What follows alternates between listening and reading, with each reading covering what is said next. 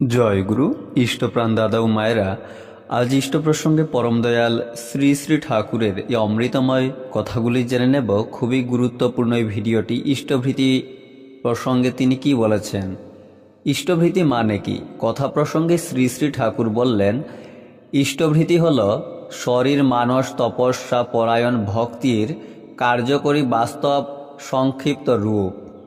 ইষ্টভৃতি ঠিকভাবে করতে গেলে তা অর্থ ভাবনা সহ জপও আনে, সঙ্গে সঙ্গে আনে ইষ্ট স্বার্থ প্রতিষ্ঠামূলক মনন সমন্বিত ধ্যান।